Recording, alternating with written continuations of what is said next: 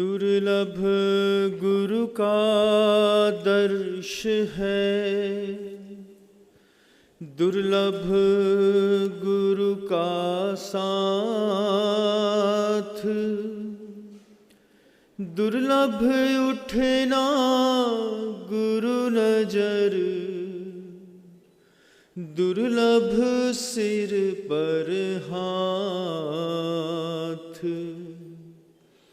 दुर्लभ गुरु संकेत है, दुर्लभ तत्पालन, दुर्लभ से दुर्लभ रहा है समाधि धारण। अहिंसा परमो धर्म की आचार्य भगवंत गुरुदेव श्री विद्यासागर जी मुनिराज की, वर्तमान आचार्य परमेष्ठी श्री समय सागर जी महाराज की, समस्त मुनि संघ की, पूज्य मुनि श्री विनम्र सागर जी महाराज की, मुनि संघ की, आर्का संघ की।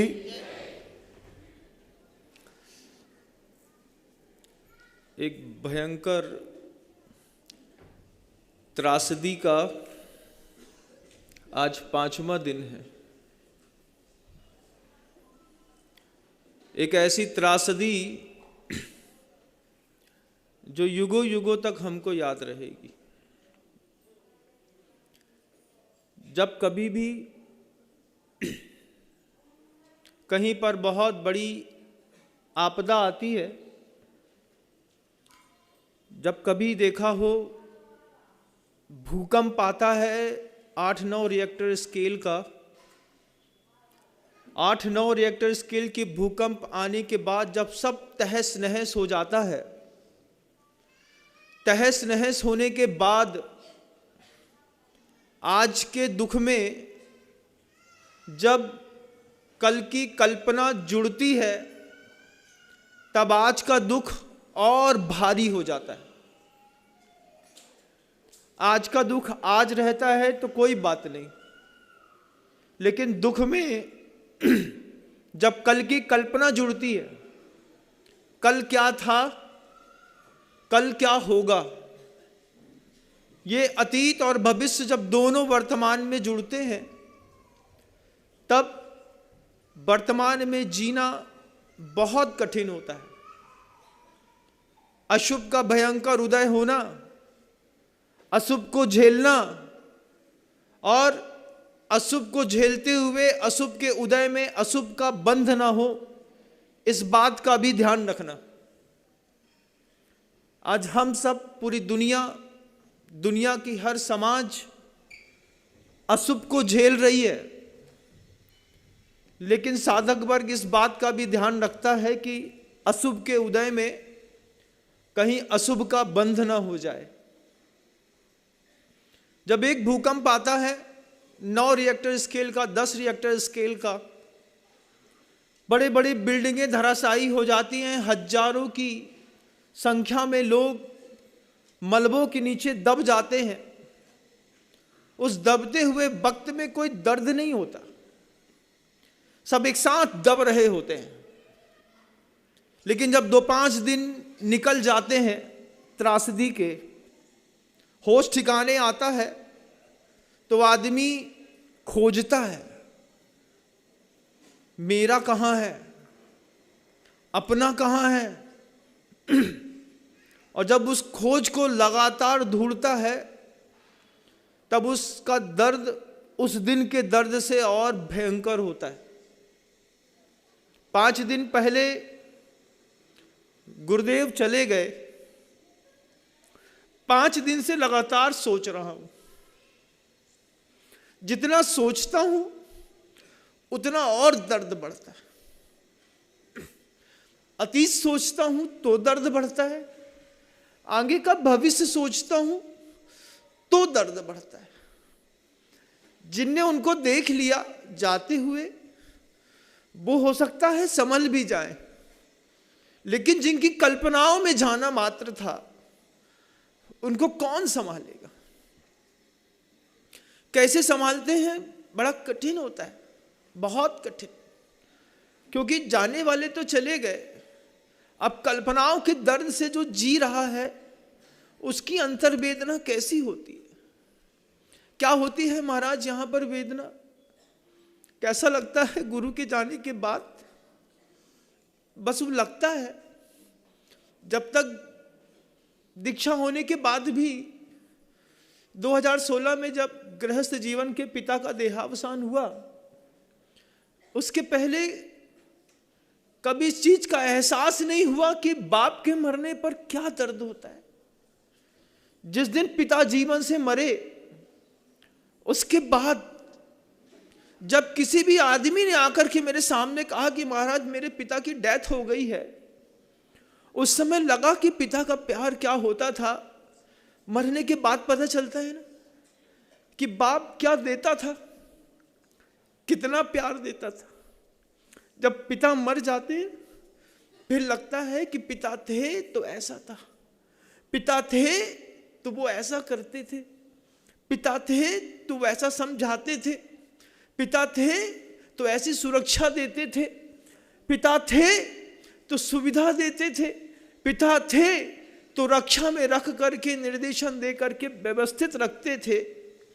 उनके जाने के बाद सब सिर्फ यादें रह जाती हैं, और जितना याद करते हैं, आपने इस चीज का तो अनुभव किया होगा ना कि पिता के मरने का दर्द अंदर क्या होता है। गृहस्थ जीवन में पिता तो गए होंगे ना आप लोगों के भी, आज भी याद आते होंगे कि मेरे पापा ऐसे थे। जब एक पिता शांत होता है, अंदर कितना दर्द होता है, कैसा बुरा लगता है कि पापा थे तो पापा की कदर नहीं थी, पापा चले गए तो पापा सिर पे चढ़ के बोलते हैं बेटा तुम ऐसे थे, तुम ऐसा हो जाओ ना और अच्छा लगेगा। वो सब दिखाई देता है, लेकिन और भी बड़ा दर्द है। पिता के जाने पर पिता याद आते हैं, पिता की सुरक्षा याद आती है, पिता की सुविधा याद आती है, पिता का पुरुषार्थ याद आता है, पिता के परिणाम, पिता की डांट सब याद आती है। कैसे छोटी सी बात पापा से बोलते थे और पापा पूरी कर देते थे, वो सब याद आता है पिता के जाने के बाद। जब पता चले कि मां भी चली गई, तब कैसा लगता है। जरा सी बात में मीठा बना देती थी, फुल्की कही तो फुल्की बना देती थी, चला चावल खाना है तो चावल तल के दे देती थी, दाल खानी है तो दाल दे देती थी। मां के मरने पर समझ में आता है कि भोजन का स्वाद चला गया, ममता मर गई।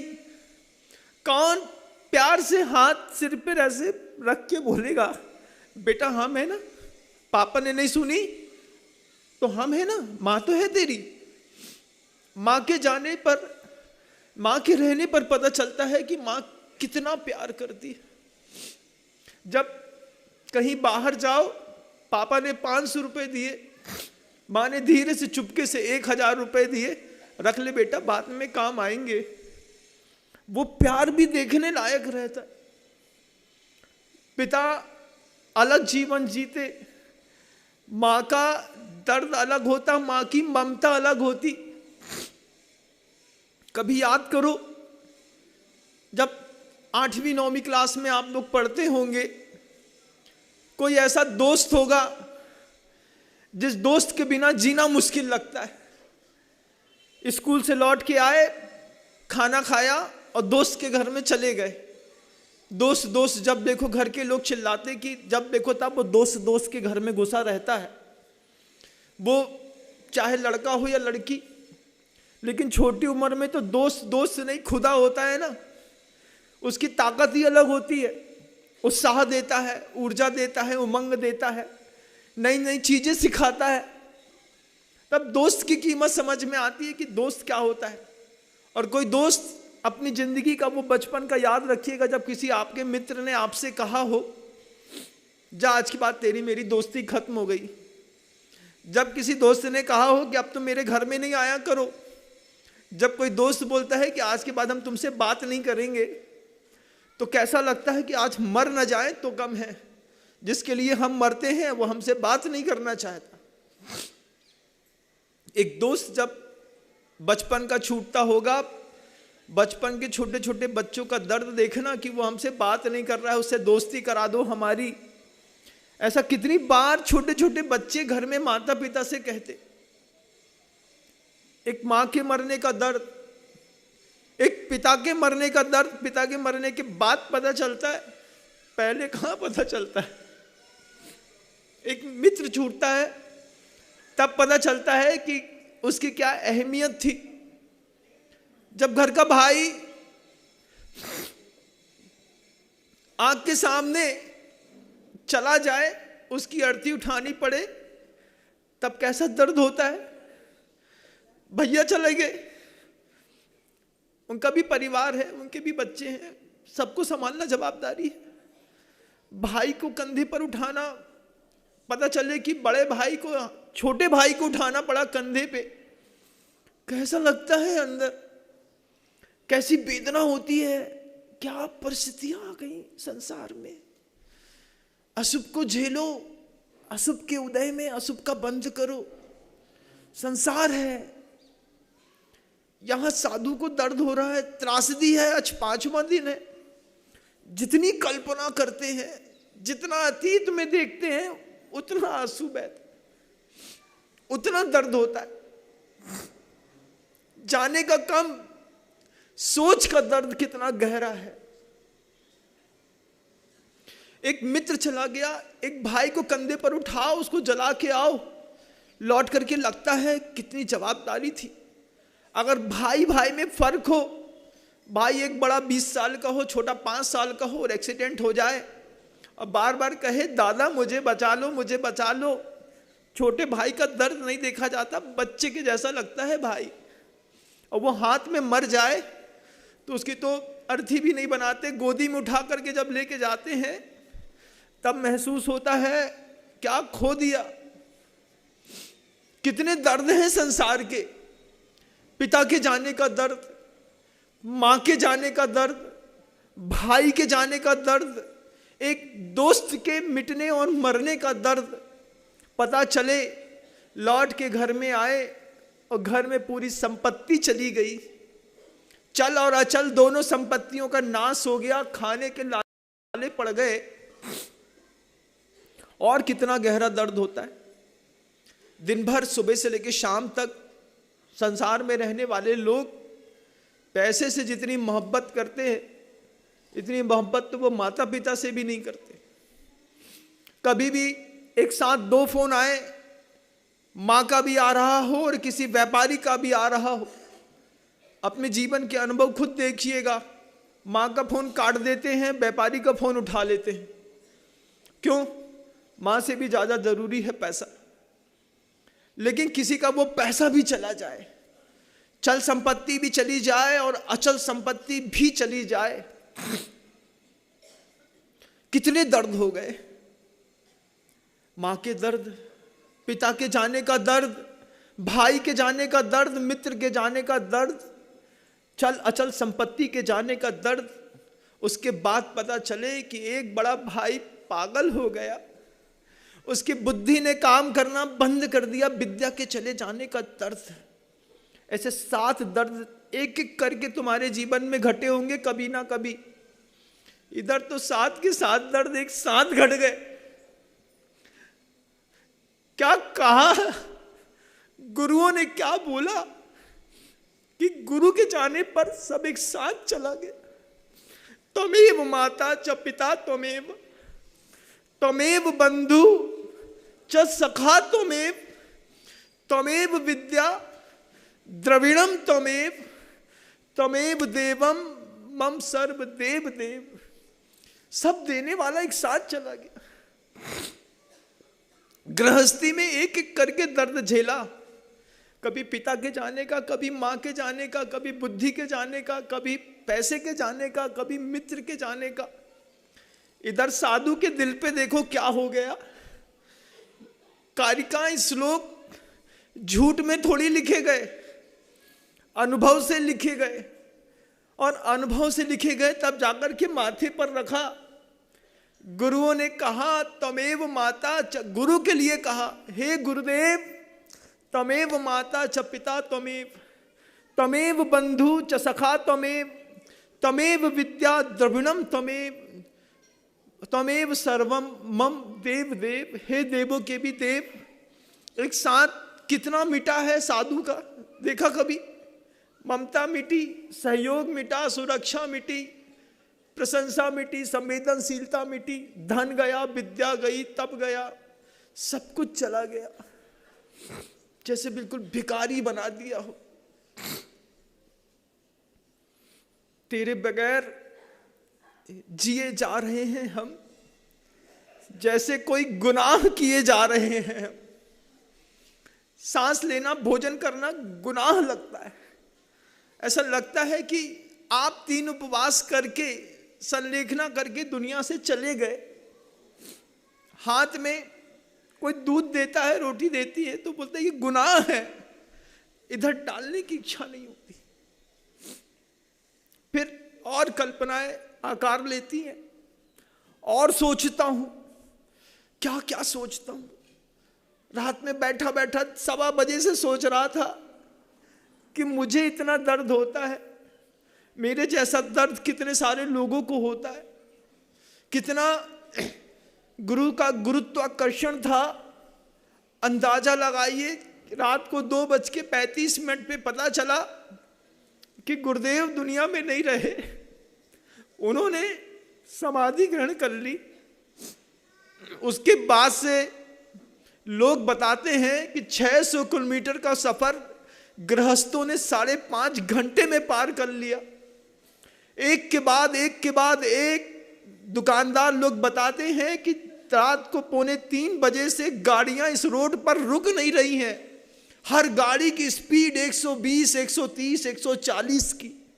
हर गाड़ी में कभी कोई गाड़ी ने धीरे से ब्रेक मारा और पीछे वाली गाड़ी आगे वाली गाड़ी में चढ़ करके बस्ट हुई, उसके बाद भी किसी ने अपनी गाड़ी नहीं रोकी। गृहस्थों में भी गुरु का कितना गुरुत्वाकर्षण था, ये तो उस दिन देखने को मिला कि जब गाड़ी के ऊपर गाड़ी चढ़ने के बाद भी लोग बोले कि गाड़ी फटती है तो फट जाए, पूरी बस्ट हो गई आगे से। उसके बाद भी लोग लगातार 120, 140 की स्पीड पे चले जा रहे हैं। 600, 650, 700 किलोमीटर का सफर बाई रोड, सिंगल रोड में लोगों ने 5 घंटे में खत्म कर दिया। जब गुरुदेव को वहां पर अग्नि समर्पित करके आए, लौटने में उन्हीं लोगों को 11-11 घंटे लग गए। तब सोचता था मैं कमरे में बैठ करके कि कितने सारे लोगों पे वो गुरु का गुरुत्वाकर्षण बोल रहा था कि रात में निकले सफर में कुछ भी हो, मुझे मेरा गुरु देखना है। कितने सारे लोगों के गुरु थे। सतना में तो लोगों ने अपनी 3 लोगों की तो जान ही चली गई। 2 तो साध्वी संतों के परिवार के लोग थे जिनके अंदर गुरु का गुरुत्वाकर्षण सर चढ़ के बोल रहा था कि कुछ भी हो जाए मुझे मेरे गुरु दिखना चाहिए। कितना कितना आकर्षण है गुरु का। एक साथ कितना मिटा है, कितना डैमेज है। इस डैमेज कंट्रोल को कौन करेगा? डैमेज कंट्रोल कैसे होगा? सोचते माथा गर्म हो जाता है, बिल्कुल फटता है। ऐसा लगता है कि बस कोई आके बोले कि ये सब झूठ है। अशुभ को झेलना कठिन, अशुभ के उदय में अशुभ का बंध ना हो जाए, ये चिंतन बराबर चलता रहता। सुबह 3:45 बजे बैठे बैठे सोच रहा था, मैं यहां रो रहा हूं, बगल वाले कमरे में एक साधु और रो रहा है। सारी साधवियों की आंखों में वेदना है, संवेदनाएं हैं, दर्द है, गृहस्थों के बीच में दर्द है, दूसरी समाज के लोगों की आंख में आंसू है। नरेंद्र मोदी खुद भावुक होकर के मंच पे खड़े होकर के बोल रहे हैं कि ऐसा लगा कि हमने सब खो दिया। कितना बड़ा रूप था गुरुदेव का, कितना बड़ा। सब समझते थे वो कि जो लोग मेरे पास तक नहीं आते हैं, जो लोग मुझे सुनते नहीं हैं, वो भी मेरे हैं। कितने सारे लोगों का दर्द उस दिन दिखाई दिया जब रात के 2:30 बजे लोगों को पता चला कि ऐसा हो गया है, और 11 बजे तक 70-50 हजार से ऊपर आदमी उस स्थान पर जाकर के एक जैसे पब्लिक ब्लास्ट हो गई हो, ऐसे वहां पर पब्लिक ब्लास्ट हो गया। ये दर्द वहां भी खत्म नहीं हुआ। कितने लोगों का पैर कुचला, कितने लोगों के सिर पे टाके आए, कितने लोगों का हाथ छिला, किसी का सिर फटा, किसी का सिर टूटा, खून की धारा बहती रही लोगों की। उसके बाद भी बस एक थी कि मुझे मेरा गुरु अंतिम समय तक दिखना चाहिए आंख में। कैसा गजब का गुरुत्वाकर्षण गुरु का, कैसा खींचा गुरु ने सब तरफ से लोगों को। एक मौन उनका पूरी दुनिया को हिला के चला गया। कैसा भूकंप आया पूरे विश्व पे, विश्व की हर समाज पे। सिर्फ जैनियों का गुरु नहीं है। हम तो गुरु की क्या परिभाषा समझते हैं। गुरु के जाने का दर्द तो सिख समाज से पूछना, कभी 10-10 गुरु खोए उन लोगों ने। उनकी तो पूरी समाज की परंपरा गुरु से चलती है। सिख समाज के लोगों का गुरु को जाने का दर्द वो समझते। हमारे साथ तो 3 व्यवस्थाएं दे दी। भगवान ना गुरु ना मिले तो भगवान के पास चले जाना, भगवान ना मिले तो शास्त्र के पास चले जाना। लेकिन सिख समाज की संवेदनशीलता, जब किसी का बाप मरता है ना, तब पता चलता है कि बाप मरे का दर्द क्या होता है। आज सिख समाज को पता है कि किसी का गुरु गया है तो गुरु जाने का दर्द क्या होता है। उनने 10 खोए हैं आंख के सामने, उनके दर्द हमारे दर्द से भी ज्यादा बड़े हैं, ऐसा मैं समझता हूं। फिर वो सब मिल करके इकट्ठे हैं। हम भले जैन हैं, वो सिख हैं, लेकिन गुरु के खोने पर, गुरु के खोने का दर्द तो हमसे अच्छा तो सिख समझता। उसका तो नाम ही पड़ा शिष्य से, शिष्य से सिख शब्द बन गया। उनकी परंपराएं गुरु से, उनका आचरण गुरु से, उनके संविधान गुरु से, उनका घर का सौंदर्य गुरु से, उनकी शक्ति गुरु से, उनका जीवन गुरु के लिए। क्या गुरु के जाने का दर्द हम क्या समझेंगे जितना सिख समाज के लोग समझते। फिर गुरु चले गए तो गुरु की वाणी को भगवान समझ करके बैठा लिया। उस ग्रंथ में लिखे हुए गुरु के एक एक शब्द को परमात्मा प्रभु समझ करके ताकत के साथ उनकी रक्षा करी, और पूरी की पूरी समाज ने गुरु भक्ति की मिसाल दिखाई। आएंगे अभी 25 तारीख को सिख समाज के लोग। मैं कहीं सोचता हूं कि जैनियों की संख्या कम ना पड़ जाए, सिख ज्यादा दिखने लगेंगे, तब समझ में आएगा कि गुरु की भक्ति किसके सर पे चढ़ करके बोल रही है। क्या गजब का है। हम गुरु को गुरु समझते, वो गुरु को भगवान समझते। हमारा तो भगवान चला गया, उनका दर्द हमारे दर्द से भी गहरा। रात में सोच रहा था कि हम तो झेल नहीं पा रहे। इतने सारे शिष्य हैं, इतने सारे साध्वियां हैं, साधु हैं, इतने सारे लोग हैं। गुरु के जब गुरु गए होंगे तब गुरु ने इस दर्द को कैसे झेला होगा।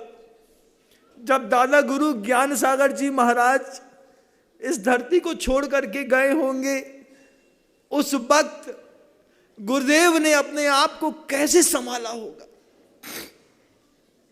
अकेले साधु परमेष्ठी, कोई संबोधन देने वाला भी नहीं, कोई पीठ पे हाथ रखने वाला भी नहीं कि विद्यासागर मत रो, गुरु गए हैं फिर मिल जाएंगे। अकेले संभाला गुरुदेव ने अपने आप को। कितना कठोर दिल किया होगा। दादा गुरु ज्ञान सागर जी महाराज के एक एक अंग का स्पर्श करना, 24 घंटे साथ में रहना, उनके कारण गर्मी में घुस करके 50-50 टेम्परेचर पर पूरी रात निकाल देना। एक शब्द गुरुदेव के सिर पर भी दादा गुरु ज्ञान सागर जी महाराज कितना चढ़ के बोलते थे, गुरुदेव गुरुदेव गुरुदेव। 24 घंटे लगे रहते थे कि इनकी संलेखना अच्छे से हो जाए, इनका स्वास्थ्य अच्छे से रहे, इनका भोजन अच्छे से रहे। साइटिका का दर्द होता है, दिन भर मालिश करना, तेल लगाना, सेकना, सिकाई करना। सब करते करते करते जिंदगी के जितने समय दे सकते थे दिया। 2.5-3 साल, 11-12 महीने तो तीव्रतम उत्कर्ष पर दादा गुरु ज्ञान सागर जी महाराज श्री की सेवा करी। 24 घंटे जिसके साथ रहो तो वो गुरुदेव है। सेवा करी है बाप समझ कर, बाप पिता से भी ऊपर। कितना साह होगा, गुरुदेव ने अपने आप को कैसे संभाला होगा। जब दादा गुरु ज्ञान सागर जी महाराज गए होंगे तब कितने कठोर हुए होंगे। तुमको खुद अपने आप को संभालना है। गुरुदेव के जाने के बाद दादा गुरु ज्ञान सागर जी महाराज ने जैसे कुंद कुंद भगवान का जीवन जिया, बिल्कुल शांत प्रकृति वाले, समय सार में डूब करके दादा गुरु ज्ञान सागर जी महाराज हमेशा जब भी कोई बात उठती खुलती तो समय सार की एक गाथा बोलते। उस समय सार का सहारा लेकर के गुरुदेव ने एक पुस्तक के सहारे अपने उस टूटे हुए हृदय को संभाला। रात में सोच रहा था, गुरुदेव ने अपने आप को संभाला। उस वक्त गुरुदेव अकेले थे, लेकिन आचार्य सिंह ने ऐसी मोहनी, आचार्य सिंह जी का ऐसा प्रभाव था कि गुरुदेव स्वयं समझते थे इस बात को कि अगर मेरे सामने मैंने खुल करके बोल करके ये सब किया, मेरे साथ ही पता नहीं कितने मर जाएंगे, मेरे साथ कितनों का देहांत हो जाएगा। मेरा शरीर तो साधना के साथ छूटेगा, लेकिन कितने लोगों का तो राग और राग के कारण लोग आक्रांत होकर के कहीं किसी स्थिति से कहीं किसी स्थिति से चले जाएंगे। तब जाकर के गुरुदेव अंतिम घड़ी तक सजग रह करके ये बोल करके गुप्त में गए। योग सागर जी महाराज जी को कमरे के अंदर बुला करके बोला, देखो मैंने तो अपने गुरु का दर्द अकेले सह लिया, लेकिन अगर तुमको पता चले कि तुम्हारा गुरु जाने वाला है, तुम लोग सह न पाओगे। ध्यान रखना, जब तक हम हैं तब तक हम हैं। हमारे जाने के बाद शासन की बागडोर समय सागर जी महाराज संभालेंगे, सबका भला होगा। ये शब्द, ये बात अकेले कमरे में कहने के पीछे का कितना बड़ा कठोर दिल और हृदय होगा, कितनी अंदर की उस बात की कोमलता होगी कि अगर मेरे शिष्यों में किसी को भी भनक भी लग गई कि मेरी संलेखना अंतिम समय चल रहा है, इनके मन के आर्त रौद परिणाम तो आज भी बह रहे ना गुरुदेव, आंख से आंसू आपके कारण। देख लिया होता आपको अपनी आंख से तो कुछ संतोष मिल जाता। कदमों को रोक दिया रास्ते में, जो जहां खड़ा है वहीं खड़ा रहे, किसी को आगे आने की जरूरत नहीं है। पता जब पता नहीं चला तब तक तो सब ठीक चले जा रहे हैं सब। गुरुदेव को जैसे ही पता चला कि आ रहे हैं बहुत सारे संघ यहां पर, कह दिया योग सागर जी महाराज जी से कि एक भी संघ आया तो देख लेना, मुझे बिल्कुल भी अच्छा नहीं लगेगा। अगर आप मुझे मानते हैं तो व्यवस्थाएं बनाइए, कोई यहां आएगा नहीं। कैसे चाक चौबंद करके रोक दिया। किसी का मोह मेरी स्थितियों को, मेरे शरीर को, मुझको देख करके किसी को किसी भी प्रकार का भान ही ना हो, कोई देख ही ना पाए कि हमारे साथ क्या हुआ, हम क्या कर रहे हैं। बिल्कुल एकांतमय जीवन की साधना। योग सागर जी महाराज श्री, समता सागर जी महाराज जी बिना आज्ञा के वहां तक पहुंच गए तो उनने देख लिया गुरुदेव का बस तो चल रहा था कि 3 साधुओं में से भी 2 को अलग कर दो, एक अकेले साधु में अकेले में चुपचाप एकांत में संलेखना हो जाएगी, इतिहास इतिहास रह जाएगा। वो हमारा दर्द नहीं देख सकते थे, इसलिए उनने एकांत में कहा योग सागर जी महाराज जी से कि देखो महाराज, मेरा समय तो आ गया, मैं तो जा रहा हूं, लेकिन तुम्हें सौगंध है कि जब तक मैं धरती पर हूं इस बात को किसी से कहना मत, कोई भी सहन नहीं कर पाएगा। कितनी बड़ी सोच, कितना विशाल हृदय, कितनी करुणा, एक साथ उस अंतिम पायदान पर भी वो निरंतर उस बात को सोचते सोचते उन्होंने कितना कठोर निर्णय लिया होगा कि ज्ञान सागर जी महाराज जी जैसा कार्य करके गए, ऐसा कार्य अब नहीं हो सकता। अब तो यही हो सकता है जो उचित लगता है। फिर गुरुदेव ने वहाँ पर महाराज जी को संकेत दे करके और अपनी अंतिम सांसों की तैयारियां भी शुरू कर दी। उस दिन के बाद गुरुदेव बोले कहाँ, उस दिन के बाद किसी को आशीर्वाद दिया कहाँ, किसी को प्रायश्चित नहीं, प्रत्याख्यान नहीं, आंख उठा करके देखना नहीं, बस एक बात बोला एक बार की, बहुत दिया है मैंने सबको, अब मुझे अपने लिए जीना है। ये शब्द कहकर के वह अंतर्मुखी अंतर यात्री अपनी यात्रा में अपने आप के परिणामों को संभालने में ऐसे लगे कि एक बार आंख बंद की तो सिर्फ अपनी आत्मा को देखा। कैसा कैसा पुरुषार्थ किया है, कैसा अविस्मरणीय पुरुषार्थ किया है। आज तक लगता था कि दादा गुरु ज्ञान सागर जी महाराज जी ने इतिहास रचा है वक्त से पहले पाटा छोड़ करके, लेकिन आज लगता है कि गुरुदेव ने तो उनसे भी बड़ा इतिहास रचा है। गुरुदेव ने उनसे भी बड़ा पुरुषार्थ किया है इस बात को लेकर के कि बिल्कुल अकेले रह करके एकांत में एकस्व मूढ़ो न तथा परस्य, ये भावना भाते हुए, शुद्धोपयोग की भावना भाते हुए अपनी शक्ति को माप करके कितने समता परिणाम के साथ अंतिम समय का वो दृश्य देखो ना। जब गुरुदेव से बोला कि गुरुदेव आप सुन तो रहे हैं ना, उस अंतिम स्थिति में भी गुरुदेव हाथ उठा करके बोल रहे हैं हाँ मैं सब सुन रहा हूँ, मुझे समझ में आ रही। जब गुरुदेव लेटे रहते थे हम लोग देखते थे गुरुदेव को, उनके पेट के ऊपर जब उनका हाथ पड़ता था और ये पंजे बिल्कुल सफ़ेद दिखाई देते थे बर्फ के जैसे, जब वो सोते सोते भी कभी एक आध दो उंगली उठाते थे, उतने में इशारा समझ में आता था कि गुरुदेव क्या कह रहे हैं। वैसे ही इशारे उन्होंने अंतिम समय में फिर किए जब महाराज जी ने बोला कि गुरुदेव आप सुन रहे हैं ना, आप चेतना तो है ना। हाथ ऊपर उठा करके बोलते हैं हाँ मैं सब सुन रहा हूं, मैं सब समझ रहा हूं, हर चीज बुद्धि पूर्वक, हर चीज जैसे नियति को पहले से उन्हें निश्चित कर दिया है कि मुझे बस ऐसा करना है और अपने आप को शांत करके समता पूर्वक चले जाना है। दुनिया के लोग क्या सोचते, गुरुदेव कैसा कमाल कर गए। अभी तक इतिहास ऐसा सोचा था, ऐसी कल्पनाएं बनाई थी कि जैसा दादा गुरु ज्ञान सागर जी महाराज जी ने किया ऐसा गुरुदेव कभी करेंगे, ऐसा कभी कल्पना में था।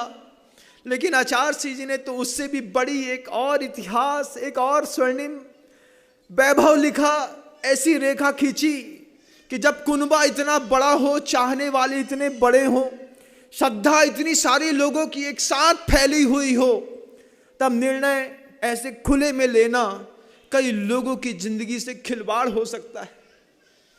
कई लोगों के अंदर के परिणामों के साथ वेदना हो सकती है, कई लोग अशुभ का बंध कर सकते हैं। कोई मेरे निमित्त से अशुभ न बांधे, इसलिए एकांत में ऐसा परिश्रम लहरा करके कैसे मुस्कुरा के चले गए, बताया तक नहीं कि बस अब हो गया समय, मैं जा रहा हूं। धीरे से इशारा किया थोड़ा सा संभाल लेना, अंतिम बार ऐसा मुस्कुरा के सबको आशीर्वाद दिया। वो दृश्य देखो, जनता के वो सामने भी गए तो एक बार पीछे उठा ली कि जैसे क्षमा मांग रहे हैं, कितने दिनों तक तुम्हारे ऊपर शासन किया, कुछ गलत निकल गया हो तो माफ करो।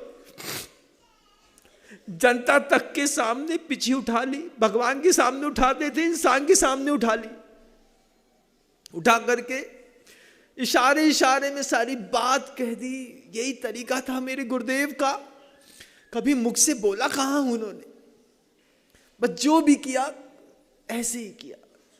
बहुत देर में समझ में आया कि गुरुदेव ऐसा कर रहे हैं। हर जगह इशारे लगाए जाते थे। जब गुरुदेव विहार करते थे, हर देश का, हर गांव का आदमी सोचता था इस चौराहे से ये रास्ता कटेगी और यहां आ जाएंगे, लेकिन आचार्यों के मन की कभी कोई ताड़ नहीं पाया। और इतने गहरे आचार्यों के मन की कौन ताड़ पाता। हम छोटे छोटे लोग क्या खाक ताड़ पाते कि हमारे गुरुदेव क्या काम करने जा रहे हैं। सोचो तो, हम भोजन करते जीने के लिए, सांस लेते जीने के लिए।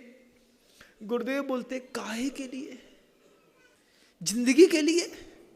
उसका निर्णय तो मेरे हाथ पे है। मैंने शरीर का निर्णय तो कर लिया है। अब काहे के लिए सैंपल देना, इस शब्द कितना भारी हो गया। उस समय तो बिल्कुल आसान सा लगा, लेकिन घटना जब घटती है तब कहाँ दर्द होता। घटना के बारे में जब सोचते हैं, घटना की कल्पनाएं आदमी को उस दर्द से भी गहरा घाव देके जाती है। उन्होंने तो अपने अंतिम पुरुषार्थ के ऊपर कदम बढ़ा ही दिए थे जब पहली बार में उनका अंदेशा हो गया। खुद के शरीर की अनुभूतियां भी तो इंसान से बोलती है ना। शरीर में कभी दर्द होता है तो अंदर से आवाज आती है, ये दर्द है, 8 दिन में ठीक हो जाएगा, 5 दिन में ठीक हो जाएगा, 3 दिन में ठीक हो जाएगा, 2 दिन में ठीक हो जाएगा। गले में खराश होती है तो अंतरात्मा से आवाज आती है कि 3 दिन तो लगेंगे तुम्हारे बुखार को, तुम्हारी खराश को जाने में। आदमी की स्वयं की चेतना भी आदमी से संवाद करती है और उसी चेतना के संवाद के दम पर आदमी जीवन जीता। उनकी खुद की चेतना ने कहा कि टाइम खत्म हो रहा है, कोई औषधि नहीं, कुछ भी नहीं, बस जो है उसमें जितना संभाल सकते हो संभाल लो। अपनी परिस्थितियों को धीरे धीरे धीरे धीरे क्रश करते करते करते जब तक शक रहा, सबके बीच में आकर के हाथ उठा करके वो दृश्य देखो ना गुरुदेव का, बिल्कुल पीले हाथ कैसे किनारे तक ले जा करके हाथ से आशीर्वाद दे रहे हैं, तुम सब खुश रहना। हम समझ ही नहीं पाए, कुछ खोने के बाद ऐसा लगता है कि कुछ पहले समझ गए होते। तुम्हारा क्या गया बताओ? तुम्हारी तो माँ तुम्हारे साथ, तुम्हारे पिता तुम्हारे पास, तुम्हारा पैसा है, तुम्हारी बुद्धि है, तुम्हारा दोस्त है, तुम्हारा मित्र है। साधु का तो सब चला गया ना, कुछ नहीं बचा। यहां तो भिखारी हो गए बिल्कुल।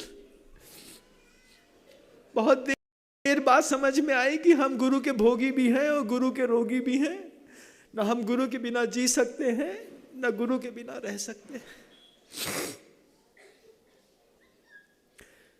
शब्द नहीं। त्रासदी का 5वां दिन है, एक भी बूंद आंसुओं की कम नहीं है। अभी भी ऐसा लग रहा है कि कोई चमत्कार हो जाए, कोई कुछ कहे कि ऐसा नहीं हुआ है, लाइफ में थोड़ा सा रिवर्सिंग टाइम पीरियड आ जाए और फिर एक बार उस चीज को रीमेक कर सके, लेकिन ऐसा नहीं होता। नियतियां कभी पलट करके आदमी को पीछे मुड़ने के लिए नहीं कहती। गुरुदेव ने मुख माटी में स्वयं लिखा अपने हाथ से, जैसे आज उनके शब्द कैसे बोल रहे हैं। गुरुदेव ने खुद लिखा, मुख माटी में कहा कि सतपथ पर चलता है, सतपथ पाथिक वह मुड़ करके नहीं देखता, तन से भी और मन से भी। एक बार तन चला गया तो मुड़ के नहीं देखता, मन से भी मुड़ करके नहीं देखता कि पीछे क्या छोड़ करके हम आए हैं। गुरुदेव अपने लिए ये शब्द कह रहे, सतपथ पर चलता है, सतपथ का पाथिक वह मुड़ करके नहीं देखता। किसी के लिए मुड़ करके नहीं देखता, तन से भी और मन से भी, तब जाकर के वो सतपथ के पाथिक का चलना सफल होता है।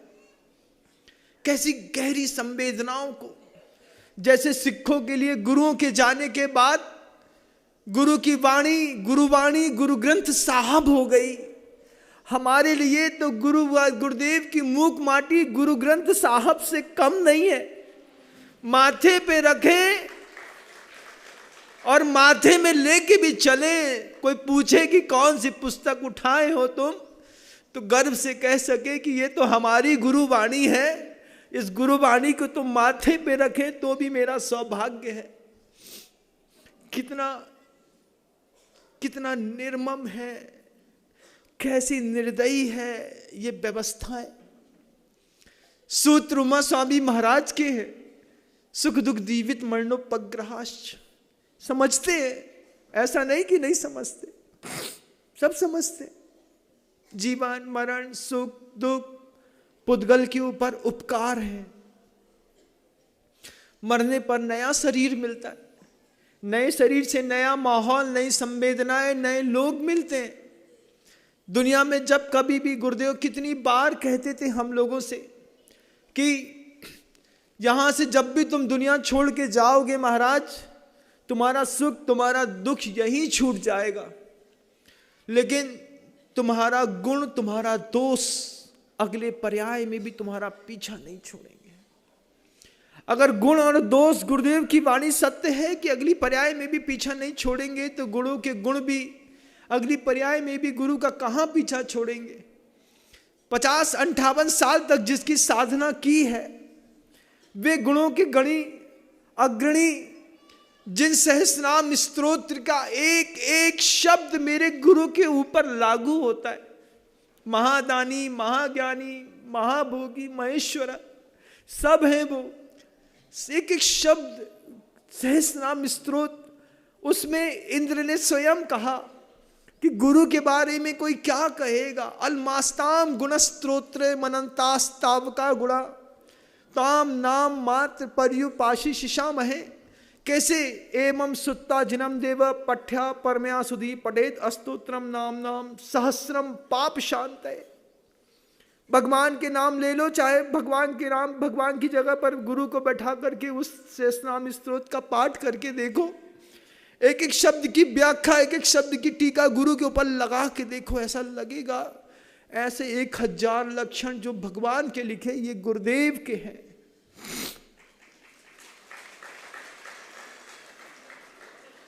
बहुत कठिन समय है, आज त्रासदी का 5वां दिन है। भगवान से मैं खुद प्रार्थना करता हूं कि मेरी कल्पनाएं मेरा पीछा छोड़ दें, लेकिन कल्पनाएं भी पीछा नहीं छोड़ती। कल्पनाएं भी बार बार कहती हैं तुम जितना सोचोगे उतना तुम खोजोगे, जितना तुम खोजोगे उतना तुम्हें गुरु और मिलेंगे। जब एक कोई पुराना मंदिर टूटता है ना, तो मंदिर भले टूट जाए लेकिन मंदिर आंख में और हृदय में तो प्रतिष्ठित हो ही जाता है। अपने गांव गली का कोई पुराना मंदिर देखना, जब कभी तुमको नया मंदिर बनाने के चक्कर में पुराना तोड़ा होगा तो पुराने की याद आंख बंद करोगे तो अभी भी दिख जाएगी। ऐसे ही उस देह का मंदिर जो उनका भगवान का, मेरे गुरुदेव का टूट गया, तो बाहर से तो टूट गया लेकिन वो अंदर स्थापित हो गया, भुला नहीं सकते। अभी तो कोई शब्द नहीं, फिर प्रयास करूं। गुरुदेव के चरणों में बारंबार नमस्कार।